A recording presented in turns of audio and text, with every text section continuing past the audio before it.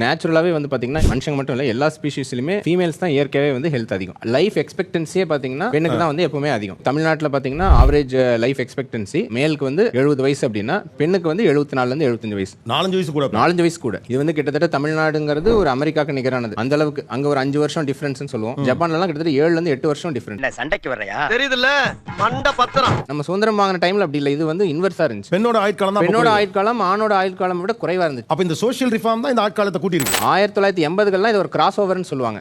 Gender life expectancy cross over அப்படி நடந்தது 1980கள்ல தான். இப்பவுமே பாத்தீங்கன்னா இந்தியால ஒரு 2010 இந்த ரேஞ்சில் வரைக்கும் பீகார் ஜார்க்கண்ட்ல பெண்ணோட ஆணுக்கு ஆயுள் காலம் அதிகம். ஆனா தமிழ்நாட்டுல 1980லே இது ரிவர்ஸ் ஆயிடுச்சு. பெண்ணோட ஆயுட்காலம் கூடிருச்சு.